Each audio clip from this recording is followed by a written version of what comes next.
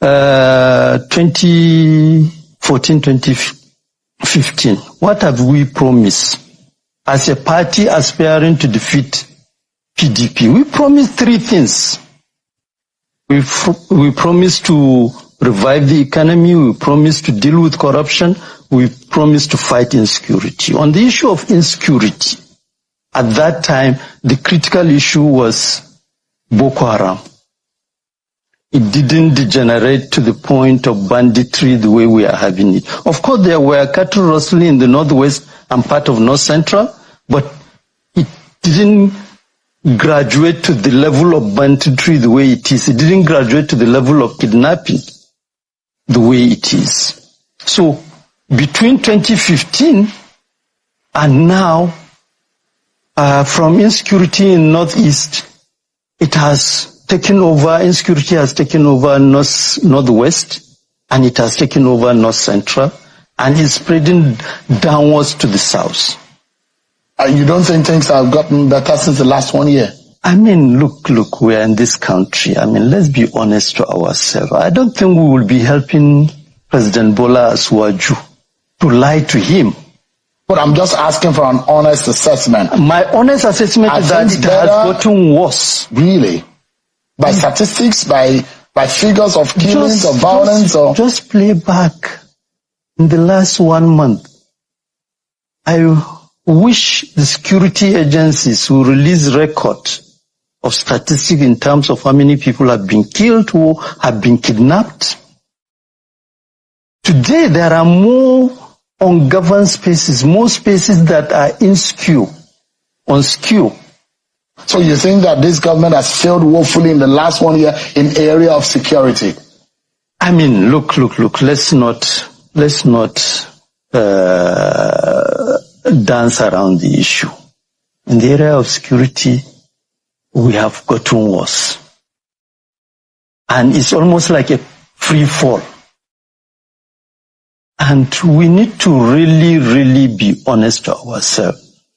In the area of the economy, for the first time, we are having a situation where about 2 or 3 budgets are being run concurrently at federal level.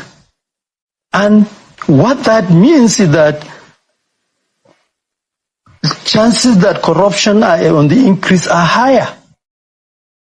I don't have the statistics, but these are some of the dangers. And even the mere fact that, for instance, inflation has gone beyond unimaginable levels. Our income has crashed. Even the mere fact that income of citizens have crashed is enough basis of insecurity itself. Today, it's not any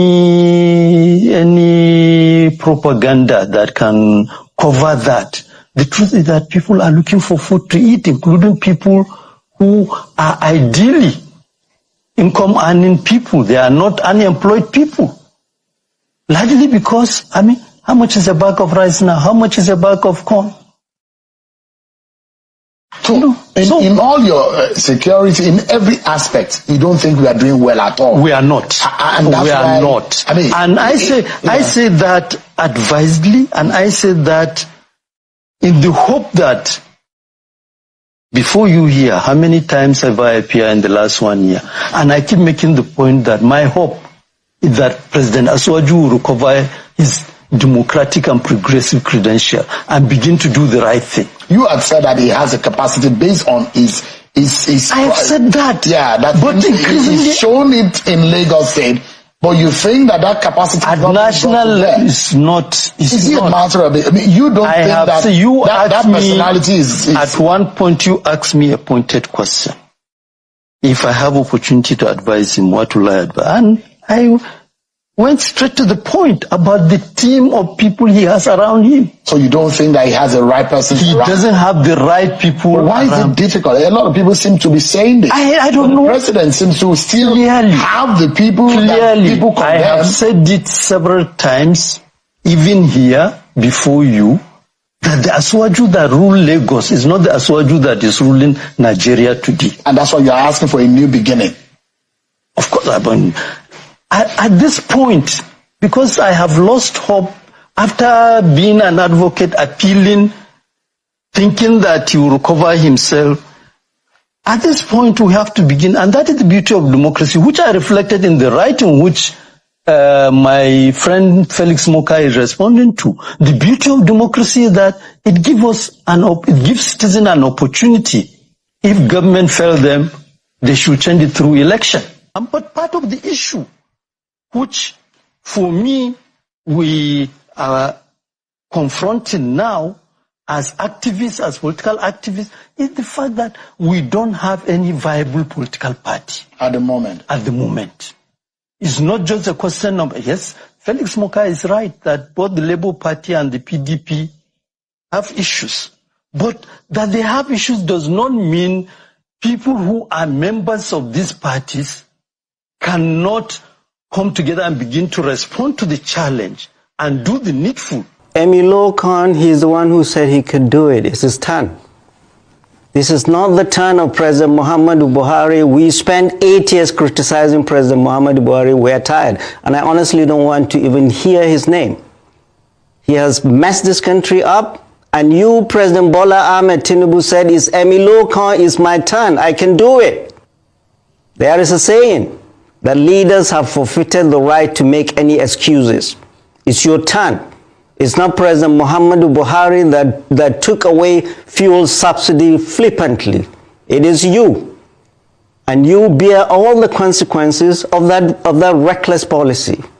So, it is you that we and God Almighty will hold responsible for whatever happens secondary to all your policies. It's not President Muhammadu Buhari or Jonathan. You can do it. You said it's your turn. Now do it. Leaders have forfeited the right to make excuses. And the way they are going about it, they are doing nothing. Let me tell you, it is the cause, the reason is inflation. It's not because there is no food in the market. It's inflation. When this party came in 2015, a bag of rice, 50 kilos of rice was 7,500. Yesterday I went to the market, it was 70,000. Maize, 60,000. How much is the minimum wage? 30,000. How much does a soldier in the war front earn? 50,000. How much does the police recruit earn, constable earns? About that. They cannot even buy rice. 30,000 in those who work. What is the percentage of Nigerians that work? So, Mr. President, sit up. This is no time for excuses. Leaders have forfeited the right to make excuses. And the way they are doing it is, they're thinking of price control. They are thinking of busting warehouses. Hello, I'm old enough to have seen 14 administrations. Clearly, from that of General Yakubu Gowon to currently President Bola Ahmed Tinubu. We in 1984, I was a young doctor, 2 years out of medical school. President General Muhammadu Buhari followed the same thing. Price control, busting warehouses. Where did it take us? They haven't learned anything in 40 years. The primary problem is the runaway inflation. The economy is out of control. The managers of our economy, they are drowning. They don't know what to do. They are the ones that cause the deterioration of the exchange rate of the naira, the inflation we see, and the cost of food and everything in the market. It is not availability. There is food in the market. What I call on all the governors of this country and the president, everything should stop still. This is no time to build bridges or flyovers. This is the time to open the treasury and buy food and give food to the people and subsidize food. The only way you can crash down the price of food is bring down inflation. But these guys don't know how to do it. But flood the market with subsidized food. I lived in the United States forever. Everywhere in the world there is subsidy on food. You go to the supermarket, everything has tax. But food item does not have tax. Why? Because leaders of those countries know that hunger in any land has national security implications. But apparently, the national security team of this president and the president himself do not see the national security implications of hunger in the land. For the fact that you talked about coalition, when Nigerians coalesce, is a coalition against government. The current hunger on the street, the current depression that Nigerians are facing, there's tariff in electricity, there's tariff in data, there's tariff in airtime, there's an increase in everything. You know, that since President Tinubu came into office, and the cost of transportation, the cost of living has gone so high. So if we discuss about it anyway, we see is a problem, is a reflection of what we are going through and a reflection of the pains that Nigerians are facing. So if we discuss it, it's not an issue that is out of the ordinary. And going to 2027, like you have said, let me tell you very clearly, coalition is good. More people coming together to decide the fate of this country is good. But I'm telling you, it will be a decision by Nigerians who have been forgotten by the government, who have been abandoned by government, who have no access to quality healthcare, who have no access to quality education, who have no access to public transport system, who have no access to be able to pay proper educational system for their children. Because we can't have a situation when the primary purpose of governance is about security, security of life and property. And that same primary purpose is the reason why the government has failed most. So it's a challenge to the government to know that the level of the kind of high-handedness that they have applied, even to the cause of opposition, even to the cause of democracy, they have further weakened the deepening of the democratic process. Hi, welcome back, my people. I know that many of you have watched and listened to what all these APC guys are saying concerning the failure they have caused in this country. Most of them say that they are the persons who failed this country because when this person was ruling this country, I don't think this country was behind the way it is behind now. I think when Goodluck Jonathan was ruling, everything seems to be good, but they use coalition. This same thing they are doing against Tinubu to remove Goodluck Jonathan and put Buhari. Now that Buhari have caused many problems. Now that is the thing many people say Tinubu is solving the problem that Buhari caused. I don't think all these APC people know what they are even doing, because even them that are supposed to be together are even having issue with their own self. That is to tell you the country we are. Because if you carefully listen to the man who spoke first, he says that the mess will be say Tinubu don't create, using APC name don't create for this country. There's no one who has ruled this country that have done that before.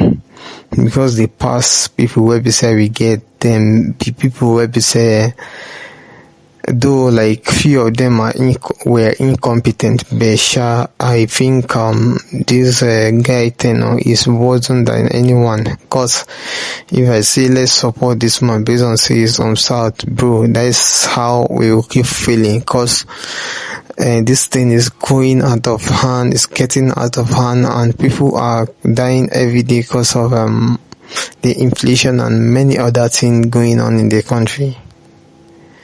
So I want to use this medium to let you guys know that in as much as all these people are collide together to remove Tinubu, we should make sure that we collide together to bring a nice person after Tinubu for us not to enter another issue. Because the president we almost had in this country, the past is always better than the present. That is what I want to let you know. And for those of you that we've seen again anything we won't talk concerning this, we're gonna drop our own thought on inside comment section, and also if not today be on our first time, you can like, share, subscribe. Thank you.